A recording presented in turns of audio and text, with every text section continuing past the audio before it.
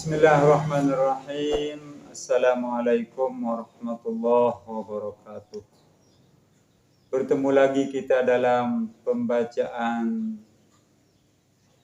terjemahan kitab Ihya Ulumuddin karangan Al-Imam Al-Ghazali. Mudah-mudahan arwahnya diterima di sisi Allah Subhanahu wa taala. Amin ya rabbal alamin. Lahul Fatihah. A'udzu billahi minasy syaithanir rajim. Bismillahirrahmanirrahim. Alhamdulillahi rabbil alamin. Ar-Rahmanir Rahim. Maliki yaumiddin. Iyyaka na'budu wa iyyaka nasta'in. Ihdinas siratal mustaqim. Siratal ladzina an'amta 'alaihim ghairil maghdubi 'alaihim waladdallin.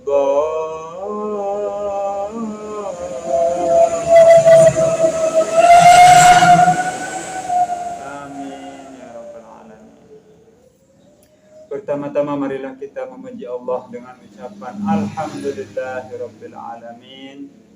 Dan yang kedua, kita bersalawat kepada kita Nabi besar Muhammad sallallahu alaihi wasallam. Mudah-mudahan kita mendapat syafaatnya di yaumil akhir. Amin ya rabbal alamin. Selanjutnya kita akan kembali membaca terjemahan kitab Ihya Ulumuddin, yang mana pada hari ini kita akan membaca pasal yang kedua dari bab puasa, yakni mengenai rahasia-rahasia puasa dan syarat-syarat batiniahnya, atau dengan kata lain, amalan batin daripada puasa. Mari kita mulai dan jangan lupa tonton, subscribe, like, and share. Semoga bermanfaat. Bismillahirrahmanirrahim. Pasal kedua, mengenai rahasia-rahasia puasa dan syarat-syarat batiniahnya. Ketahuilah bahwa puasa itu 3 tingkat. Puasa umum, puasa khusus, dan puasa yang khusus dari khusus, yakni yang lebih khusus lagi. Adapun puasa umum, maka yaitu mencegah perut dan kemaluan daripada memenuhi keinginannya, sebagaimana telah lalu penguraiannya. Adapun puasa khusus, maka yaitu pencegahan pendengaran, penglihatan, lidah, tangan, kaki, dan anggota-anggota tubuh lainnya daripada dosa.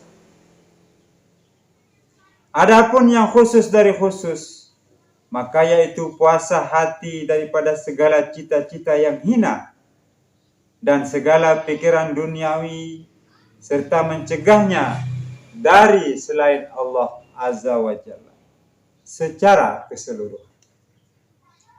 Dan hasillah berbuka daripada puasa ini dengan berpikir pada selain Allah Azza wa Jalla dan hari akhirat, dan dengan berpikir tentang dunia, kecuali dunia yang dimaksudkan untuk agama.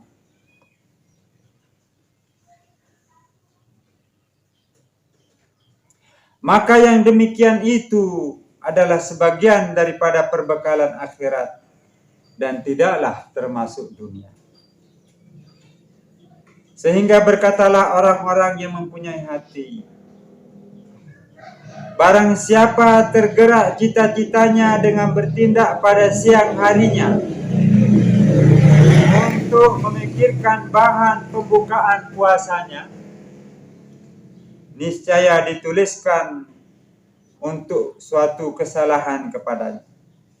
Karena yang demikian itu termasuk kurang kepercayaan dengan karunia Allah Azza wa Jalla dan kurangnya yakin dengan rezeki yang dijanjikan oleh Allah Subhanahu wa Ta'ala. Inilah tingkat nabi-nabi dan orang-orang siddiq dan orang-orang muqarrabin. Dan tak panjanglah pandangan mengenai penguraiannya secara perkataan, tetapi mengenai penyelidikannya secara pelaksanaan. Karena itu adalah menghadapkan cita-cita sejati kepada Allah Azza wa Jalla dan berpaling daripada selain Allah Subhanahu wa Ta'ala, dan memakai akan pengertian firman Allah Azza wa Jalla, Qulillah thumma dharhum fi khawdihim yal'abun. Artinya, katakanlah Allah, kemudian biarkanlah mereka main-main dengan percakapan kosong. Surat Al-An'am ayat 91. Adapun puasa khusus, yaitu puasa orang saleh, yaitu mencegah segala anggota badan dari dosa, dan kesempurnaannya adalah dengan 6 perkara. Pertama, memicingkan mata dan mencegahnya daripada meluaskan pandangan kepada tiap-tiap yang dicela dan dimakruhkan, dan kepada tiap-tiap yang membimbangkan dan melalaikan hati daripada mengingat Allah Azza wa Jalla. Rasulullah sallallahu alaihi wasallam bersabda,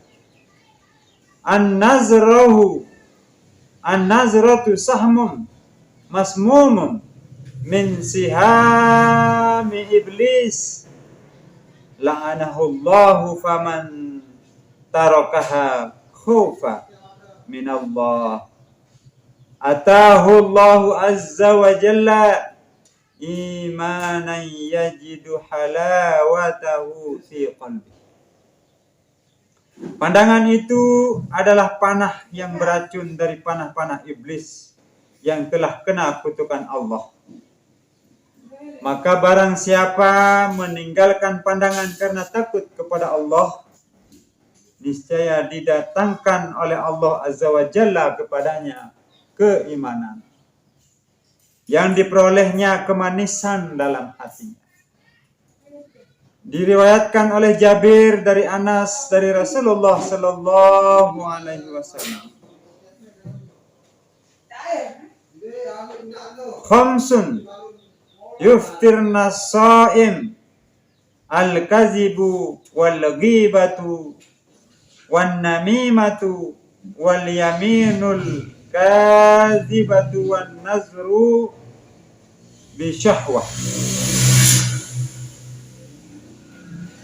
5 perkara membukakan puasa dari orang-orang yang berpuasa.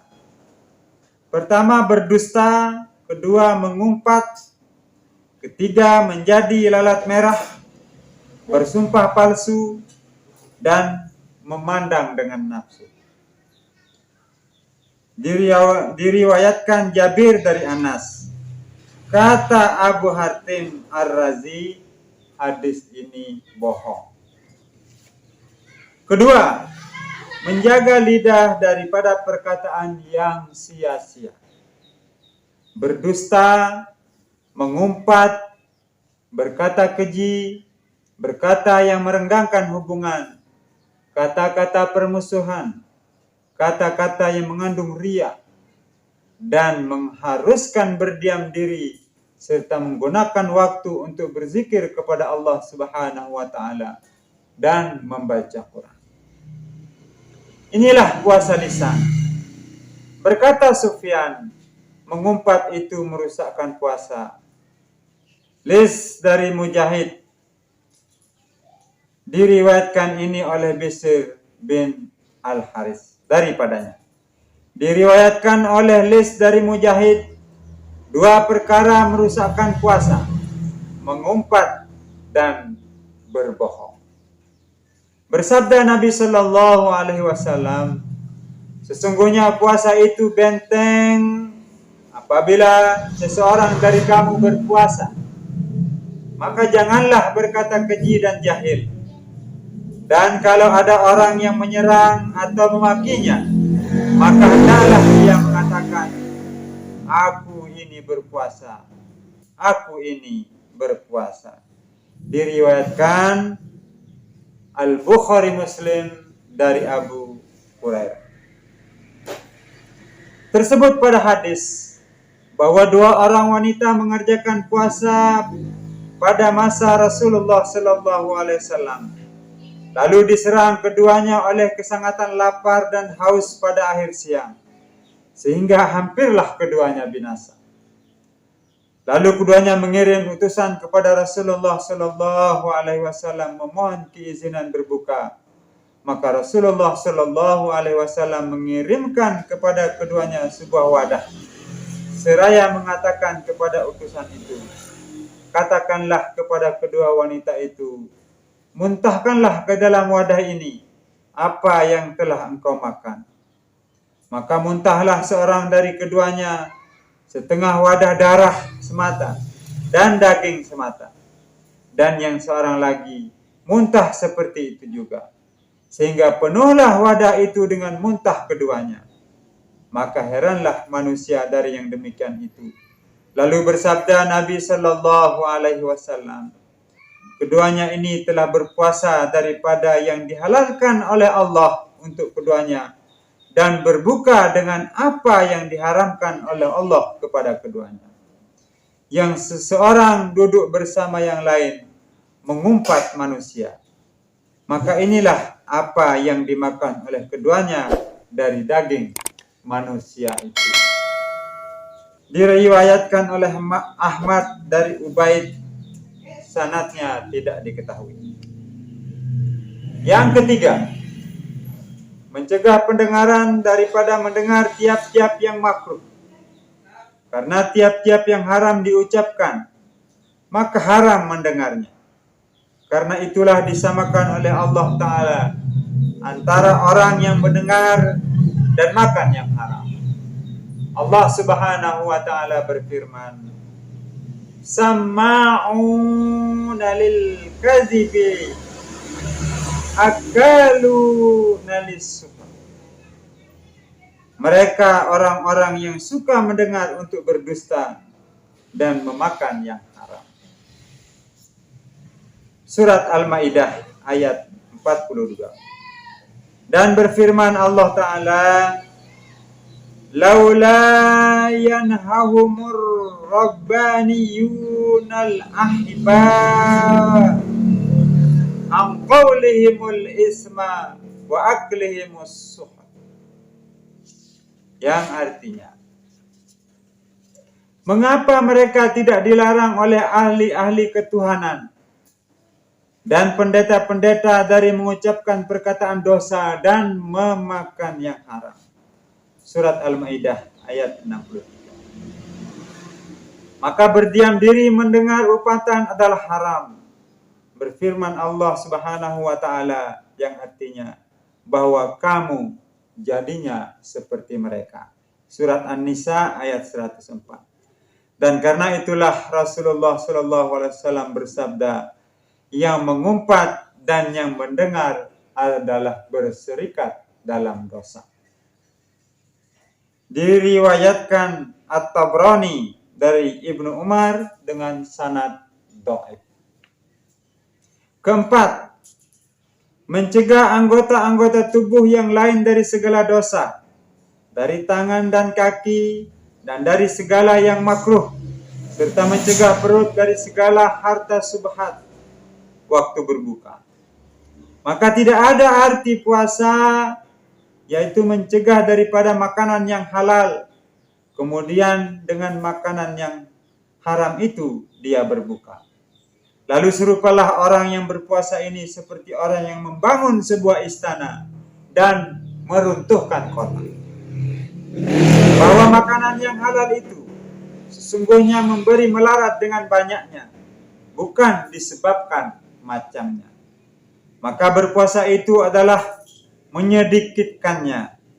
Dan orang yang meninggalkan memperbanyak obat karena takut daripada kemelaratannya, maka apabila beralih kepada memakan racun adalah dungu. Dan yang haram itu adalah racun yang membinasakan agama. Dan yang halal adalah obat yang bermanfaat sedikitnya dan memberi melarat banyaknya. Dan maksud dari berpuasa itu ialah menyedikitkannya. Telah bersabda Rasulullah sallallahu alaihi wasallam, "Kam min shaimi laisa lahu min shaumihi illal ju'i wal 'atash." Banyaklah orang yang berpuasa yang tidak ada baginya dari puasanya itu selain lapar dan haus. Diriwayatkan dari An-Nasa'i, dari Ibnu Bajjah, dari Abu Hurairah. Maka orang yang mengatakan, yaitu orang yang berbuka dengan yang haram. Dan ada yang mengatakan, yaitu yang menahan diri dari makanan yang halal dan berbuka dengan daging manusia. Yaitu dengan pengumpatan. Dan itu adalah haram. Dan ada yang menyatakan, yaitu orang yang memelihara anggotanya dari segala perbuatan dosa. Kelima, bahwa tidak membanyakkan makanan yang halal waktu berbuka, di mana rongganya penuh melimpah. Maka tidak adalah karung yang lebih dimarahi oleh Allah daripada perut yang penuh dengan yang halal. Bagaimanakah dapat memperoleh faedah daripada puasa? Memaksakan musuh Allah dan menghancurkan hawa nafsu.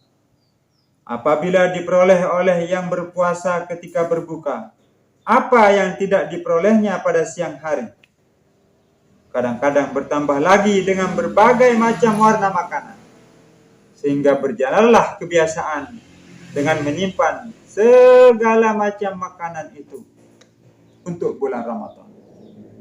Maka dimakanlah segala makanan itu di dalam bulan Ramadan.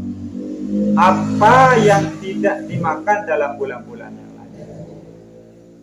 Dan dimaklumi bahwa maksud dari berpuasa ialah mengosongkan perut dan menghancurkan hawa nafsu untuk menguatkan jiwa kepada bertakwa.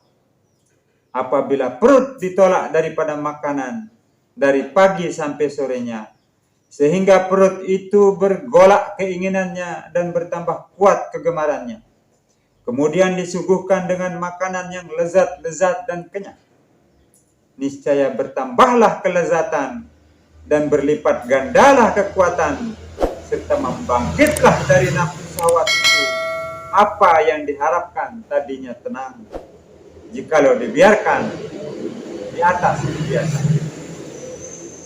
Maka jiwa dan rahasia puasa ialah melemahkan kekuatan yang menjadi jalan syaitan dalam mengembalikan kepada kejahatan. Dan yang demikian itu tidak akan berhasil selain dengan menyedikitkan makanan, yaitu memakan makanan yang dimakan tiap-tiap malam jikalau tidak berpuasa. Apabila dikumpulkan apa yang dimakan pada pagi hari kepada apa yang dimakan pada malam hari, maka tidaklah bermanfaat dengan puasanya itu. Bahkan sebahagian dari adab berpuasa tidak membanyakkan tidur pada siang hari, sehingga dirasainya lapar dan haus, dan dirasainya lemah kekuatan. Maka jernihlah ketika itu hatinya, serta berkekalanlah pada tiap-tiap malam sekedar kelemahan, sehingga ringanlah mengerjakan sholat tahajud dan wirid-wiridnya. Maka semoga setan tidak mengelilingi hatinya lalu dapat ia memandang ke alam yang tinggi. Dan malam Lailatul Qadar adalah malam yang terbuka pada sesuatu dari alam malakut. Dan itulah yang dimaksudkan dengan firman Allah Subhanahu wa taala. Inna anzalnahu fi lailatul qadr. Sesungguhnya Al-Qur'an itu kami turunkan pada malam Lailatul Qadar atau malam kemuliaan. Surat Al-Qadar ayat 1. Barang siapa menjadikan di antara hatinya dan dadanya tempat penampung makanan, maka ia terhijab daripada Allah. Dan barang siapa mengosongkan perutnya, maka yang demikian itu belum mencukupi untuk mengangkat hijab. Sebelum cita-citanya kosong dari selain Allah Azza wa Jalla. Dan itulah urusan seluruhnya. Dan pangkal semuanya itu ialah menyedikitkan makanan. Dan akan datang untuk itu penjelasan lebih lanjut dalam kitab makanan, insyaallah azza wa jalla. Keenam, adalah hatinya sudah berbuka. Adalah hatinya sesudah berbuka, bergantung dan bergoncang di antara takut dan harap. Karena ia tidak mengetahui apakah puasanya diterima, maka dia menjadi sebagian orang yang muqarrabin, atau ditolak, maka dia menjadi sebagian orang-orang yang tercela. Dan hendaklah ada seperti demikian pada akhir tiap-tiap ibadah yang baru dikerjakan. Diriwayatkan dari Al-Hasan bin Abil Hasan Al-Basri bahwa ia melewati suatu kaum yang sedang tertawa besar. Maka ia berkata, bahwa Allah Azza wa Jalla menjadikan bulan Ramadan tempat persembunyian bagi makhluknya, di mana mereka tetap padanya mentaatinya. Maka dahululah satu kaum, lalu mereka memperoleh kemenangan, dan tertinggallah beberapa kaum, lalu merugilah mereka. Maka heran sekali orang yang tertawa, yang bermain-main pada hari di mana padanya memperoleh kemenangan orang yang telah dahulu, dan merugi padanya orang-orang yang berjalan sia-sia. Demi Allah, kalau terbukalah tutup, sesungguhnya akan bekerja orang baik dengan berbuat kebaikan, dan orang jahat dengan berbuat kejahatan. Artinya adalah kegembiraan orang yang diterima amalannya, menjauhkan dia daripada bermain-main, dan kesedihan hati orang-orang yang tertolak amalannya, menutupkan baginya pintu ketawa. Dari Al-Anhaf bin Qais, bahwa orang mengatakan kepadanya bahwa Tuhan seorang yang sudah sangat tua dan puasa itu melemahkan Tuhan. Lalu menjawab Al-Ahnaf, saya menyediakan puasa itu untuk perjalanan jauh dan bersabar di atas mentaati Allah Subhanahu wa taala adalah lebih mudah daripada bersabar menghadapi azab. Maka inilah segala pengertian batiniah dalam puasa. Kalau Anda berkata bahwa orang yang menyingkatkan saja dengan pencegahan keinginan perut dan kemaluan, serta meninggalkan segala pengertian ini, maka telah berkata semua ulama fikih bahwa puasanya sah. Maka apakah artinya ini? Maka ketahuilah bahwa ulama fikih zahiriyah adalah menetapkan syarat-syarat zahiriyah dengan dalil-dalil yang lebih lemah dari dalil-dalil yang telah kami buat, yang telah kami sebutkan dalam syarat-syarat batiniah itu. Lebih-lebih tentang pengumpatan dan semua yang menyamainya. Tapi tidaklah kepada para fuqaha zahiriyah itu diberatkan selain apa yang mudah kepada orang umum, orang yang lalai, yang menghadapkan dirinya kepada dunia yang masuk di bawahnya. Adapun ulama akhirat, maka mereka bersungguh-sungguh dengan sahnya itu akan diterima, Dan dengan diterima akan sampai kepada yang dimaksud. Dengan memahami bahwa yang dimaksud dengan puasa ialah berakhlak. Dengan salah satu dari akhlak Allah Azza wa Jalla, yaitu tempat meminta dan mengikuti malaikat. Tentang pencegahan dari hawa nafsu sedapatnya. Para malaikat itu suci dari segala hawa nafsu. Dan manusia derajatnya ada di atas derajat hewan. Karena kesanggupannya dengan nur akal menghancurkan hawa nafsunya dan kurang dari derajat malaikat karena berkuasa hawa nafsu padanya, serta ia dicoba dengan perjuangan menghadapi hawa nafsu itu. Sewaktu manusia itu terjerumus ke dalam hawa nafsu, maka ia menurun ke tingkat yang paling bawah dan berhubungan dengan lumuran hewan. Dan sewaktu ia mencegah diri dari hawa nafsu, niscaya terangkatlah ia ke tingkat yang paling tinggi. Dan berhubunganlah ia dengan tingkatan malaikat. Dan malaikat itu berdekatan dengan Allah Azza wa Jalla. Dan ia mengikuti para malaikat serta menyerupakan diri dengan perilakunya. Maka berdekatanlah ia dengan Allah Azza wa Jalla. Sebagaimana dekatnya para malaikat itu karena menyerupai dengan orang yang dekat itu, maka dia menjadi dekat. Dan tidaklah dimaksudkan dengan dekat di situ dengan tempat, tetapi dengan sifat. Apabila inilah rahasia puasa pada ahli akal dan ahli hati, maka apakah faedahnya mengemudiankan suatu makanan dan mengumpulkan 2 makan ketika malam, serta membenamkan diri di dalam hawa nafsu yang lain sepanjang hari? Dan kalaulah bagi yang seperti ini ada faedahnya, maka apakah artinya sabda Nabi Shallallahu Alaihi Wasallam? Berapa banyak orang yang berpuasa yang tak ada puasanya selain daripada lapar dan haus?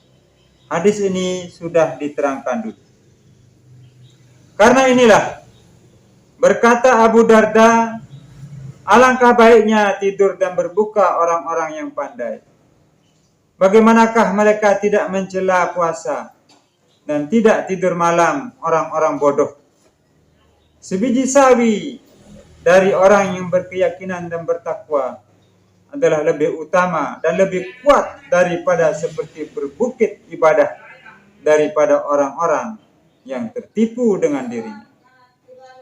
Dan karena itulah berkata sebagian ulama, berapa banyak orang yang berpuasa, berbuka, dan berapa banyak orang yang berbuka, berpuasa.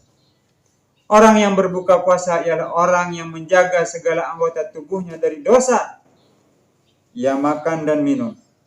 Dan orang yang berpuasa berbuka ialah orang yang lapar dan haus dan melepaskan segala anggota tubuhnya. Dan barang siapa memahami akan arti dan rahasianya puasa, niscaya mengetahui bahwa seumpama orang yang mencegah dirinya dari makan dan bersetubuh dan berbuka dengan bercampur aduk dengan dosa adalah seperti orang yang menyapu salah satu daripada anggotanya pada wudhu dengan 3 kali, maka sesungguhnya telah sesuai pada zahir bilangannya, kecuali ia telah meninggalkan yang penting, yaitu membasuh. Maka salatnya tertolak lantaran kebodohannya. Dan seumpama orang yang berbuka puasa dengan makan, dan ia mengerjakan puasa dengan segala anggota tubuhnya daripada segala yang makruh, adalah seperti orang yang membasuh segala anggota wudhunya sekali-kali, maka salatnya sah, diterima insyaAllah. Karena kokohnya ia berpegang pada pokok, meskipun ia meninggalkan keutamaan. Dan seumpama orang yang mengumpulkan di antara keduanya adalah seperti orang yang membasuh tiap-tiap anggota wudhunya 3 kali, maka ia telah mengumpulkan di antara pokok dan kelebihan, dan itu adalah kesempurnaan namanya. Bersabda Nabi Shallallahu Alaihi Wasallam bahwa puasa itu amanah, maka hendaklah dipelihara oleh seseorang kamu akan amanah. Sewaktu Nabi Shallallahu Alaihi Wasallam membaca firman Allah Azza wa Jalla, Inna Allah ya'murukum an tu'addul amanati ila ahliha. Sesungguhnya Allah menyuruh kamu menunaikan amanah kepada yang punya.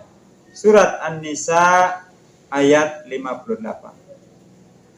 Lalu Nabi Shallallahu Alaihi Wasallam meletakkan tangannya atas pendengaran dan penglihatannya seraya bersabda, yang artinya pendengaran itu amanah dan penglihatan itu adalah amanah.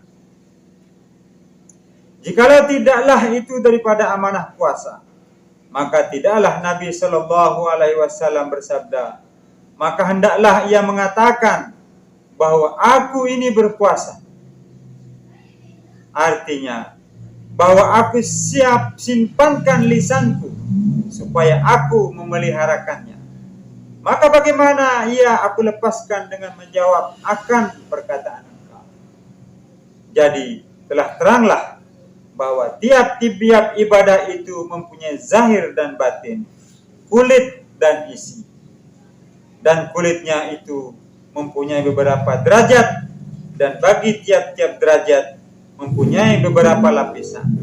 Maka kepadamu lah sekarang untuk memilih, apakah engkau cukupkan dengan kulit saja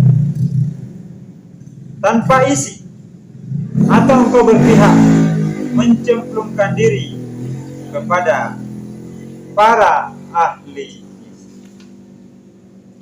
Demikianlah saudara-saudaraku sekalian,